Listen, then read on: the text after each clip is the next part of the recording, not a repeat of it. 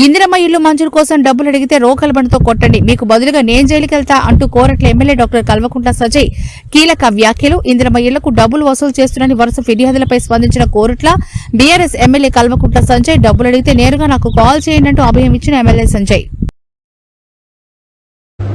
ఎందుకంటే నాకు ఈ మధ్య వినబడుతున్నది కాబట్టి మీ కొడుకులకు నాకు చెప్పాల్సిన బాధ్యత నాది మీ అందరికి.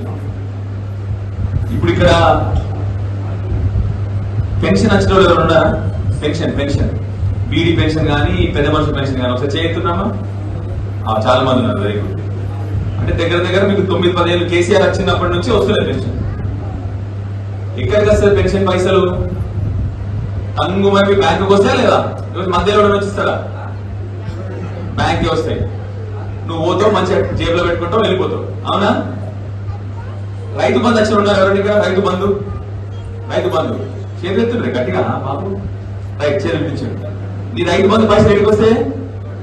బ్యాంకులకు వస్తాయి కదా, డైరెక్ట్ నీ బ్యాంకులకు వస్తాయి. టింగు మన సపోర్ట్ వస్తుంది ఫోన్లో, నువ్వు పోతావు, జేబులో పెట్టుకుంటావు, పోతావు. కళ్యాణ లక్ష్మి వచ్చిన వాళ్ళు ఎవరైనా? కళ్యాణ లక్ష్మి చెక్ వచ్చిన వాళ్ళు ఉన్నారు ఎవరైనా? కళ్యాణ లక్ష్మి వచ్చింది కదా బేట, నీకు చెక్ వచ్చింది, నీ దగ్గర వచ్చింది కదా బేట, వచ్చింది, పోయినావు, పైసలు తీసుకున్నావు, అయిపోయింది. ఎందుకు చెప్తున్నా ఈ ముచ్చడంటే, ఇప్పుడు రైతు బంధుకి ఎన్నిసార్లు వచ్చింది? కేసీఆర్ 11 సార్లు ఇచ్చింది రైతు బంధు. ఎవరికైనా రూపాయి ఇచ్చినావు? ఇయలే కదా, రూపాయి అవసరం రాలేదు. ఎందుకు?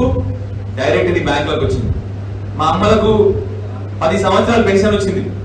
ఎవరికైనా పోయి అప్లికేషన్ పెట్టుకొని చేయి దాపినావు ఎవరికన్నా? లేదు. ఎవరికైనా రూపాయి ఇవ్వాల్సి వచ్చిందా? లేదు. అది కేసీఆర్ గారు చేసిన గొప్ప. నేనే చేసిన జైలుకి నేను పోతా, నా పేరు రాజకీయాలు ఉండాలి, రాజకీయాలు క్లీన్ గా ఉండాలి, మంచిగా ఉండాలి అని చెప్పి వచ్చిన ఇడికి. ఇక గవే నడుస్తే ఎట్లా? అర్థమైంది చెప్పి మీకు. అందుకొకే మార్పు రావాలి, ఎప్పుడోసారి మార్పు రావాలి. ఎవరికి రూపాయి ఇవ్వాల్సిన అవసరం లేదు. మీ దండం పెట్టి కోరుతా ఉన్నా, మీ కొడుకులా కోరుతా ఉన్నా. కాబట్టి ఏం కష్టం వచ్చినా నాకు చెప్పుండ్రి, నేను వస్తాను కావాలంటే. కానీ మీరు మాత్రం ఎవరికి తలంచాల్సిన అవసరం లేదు, ఎవరికి భయపడాల్సిన అవసరం లేదు. సరేనా? జై తెలంగాణ.